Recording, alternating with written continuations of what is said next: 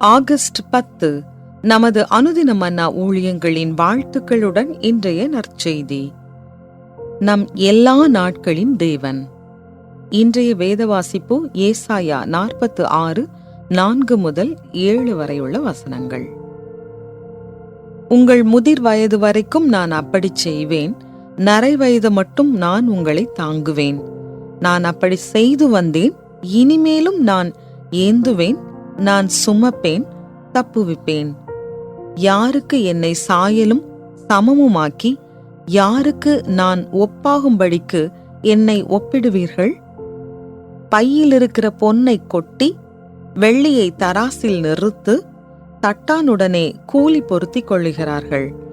அவன் ஒரு தெய்வத்தை உண்டாக்குகிறான், அதை வணங்கி பணிந்து கொள்ளுகிறார்கள். அதை தோளின் மேல் எடுத்து அதை சுமந்து அதை அதன் ஸ்தானத்திலே வைக்கிறார்கள்.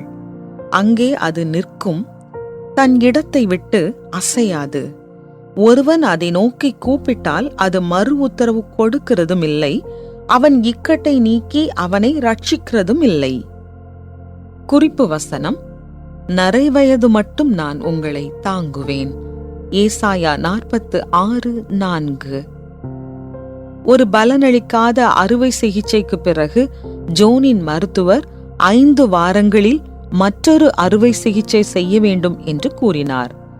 நேரம் செல்ல செல்ல பதட்டம் உருவானது.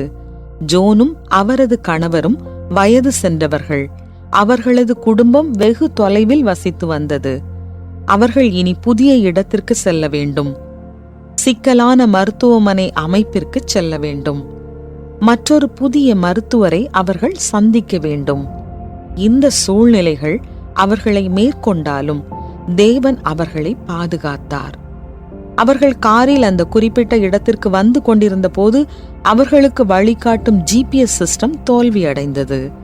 ஆனால் அவர்களிடம் வழிகாட்டும் வரைபட காகிதம் கைவசம் இருந்ததால் குறிப்பிட்ட நேரத்திற்கு வந்து சேர முடிந்தது. தேவன் அந்த ஞானத்தை அவர்களுக்கு அருளினார். அந்த மருத்துவமனையில் ஒரு கிறிஸ்தவ போதகர் அவர்களுக்காக ஜெபம் செய்து மீண்டும் அன்றைக்கு மாலையில் அவர்களுக்கு உதவி செய்தார். தேவன் அவர்களுக்கு உதவி அருளினார். அந்த அறுவை சிகிச்சைக்கு பிறகு அது நல்ல முறையில் நடந்தேறியது என்னும் நற்செய்தியையும் ஜோன் அறிந்து கொண்டார். நாம் எல்லா நேரத்திலும் சுகத்தையும் பாதுகாப்பையும் பெற்றுக்கொள்ளாவிட்டாலும், இளைஞரோ முதியவரோ, தேவன் பலவீனமான அனைவரோடும் எப்போதும் இருக்கிறார். பல நூற்றாண்டுகளுக்கு முன்பு பாபிலோனின் சிறையிருப்பு இஸ்ரவேலர்களை பலவீனப்படுத்திய போது தேவன் அவர்களை பிறப்பிலிருந்தே ஆதரித்தார் என்றும் அவர்களை தொடர்ந்து பாதுகாப்பார் என்றும் ஏசாயா அவர்களுக்கு நினைப்பூட்டினார். உங்கள் முதிர் வயது வரைக்கும் நான் அப்படி செய்து வந்தேன், இனிமேலும் நான் உங்களை தாங்குவேன் என்று தீர்க்கதரிசியின் மூலம் தேவன் அவர்களுக்கு தெரியப்படுத்தினார். தேவனுடைய தேவை நமக்கு அவசியப்படும் போது அவர் நம்மை கைவிடுவதில்லை. அவர் நம் தேவைகளை சந்தித்து நம்முடைய ஜீவியத்தின் அனைத்து பகுதிகளிலும் நம்மோடு இருக்கிறார் என்பதை நமக்கு நினைப்பூட்டிக் கொண்டே இருக்கிறார். அவர் எல்லா நாட்களிலும் நம்முடைய தேவன். பலவீனமான நேரங்களில் தேவன் உங்களை எவ்வாறு தாங்கினார்? மற்றவர்களை தாங்குவதற்கு அவர் உங்கள் மூலமாய் எவ்வாறு கிரியை செய்வார்? அன்பான தேவனே, நீர் நம்பக்கூடியவரும் தயை செய்கிறவருமான தேவன்.